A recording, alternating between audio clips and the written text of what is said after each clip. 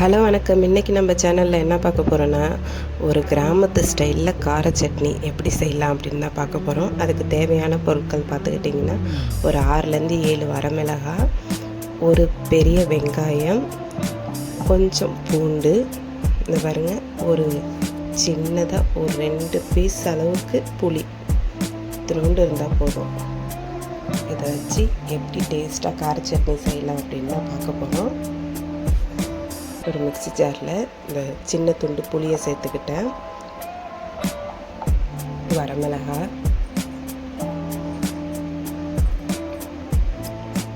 இது கூட பூண்டு,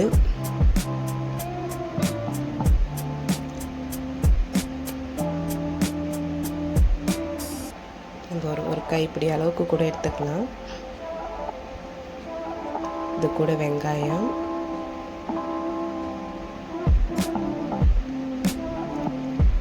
தேவையான அளவுக்கு உப்பு, இது கூட கொஞ்சம் நம்ம தண்ணி சேர்த்துக்கணும். நீங்கள் இதிலேயே தக்காளி சேர்த்து கூட நம்ம அரைச்சிக்கலாம். தக்காளி சேர்க்குறதா இருந்தால் நம்ம தண்ணி சேர்க்க தேவையில்லை. தக்காளியில் உள்ள அந்த சாறுலேயே அது நல்லா அரைப்பட்டுரும்.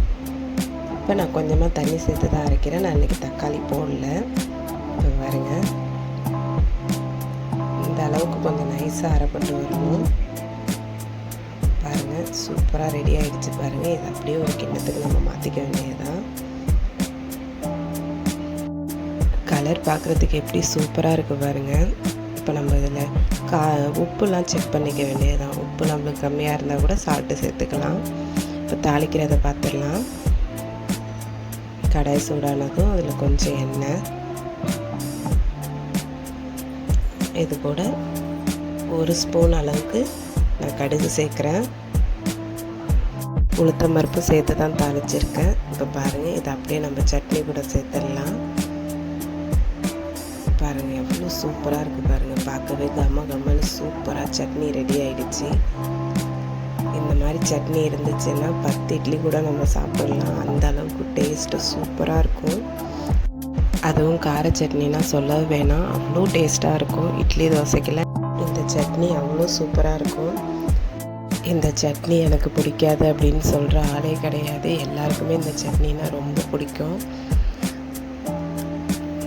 இது இவ்வளோ சிம்பிளாக சூப்பராக செஞ்சிடலாம். காரம் மட்டும் உங்களுக்கு தேவையான அளவுக்கு நீங்கள் பார்த்து சேர்த்துக்கணும். ரொம்பவும் காரம் இருந்ததுன்னா அப்புறம் சாப்பிட முடியாது.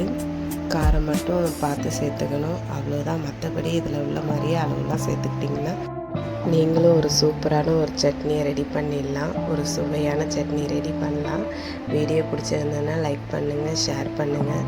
மறக்காமல் நம்ம சேனலை சப்ஸ்கிரைப் பண்ணுங்கள். தேங்க்யூ.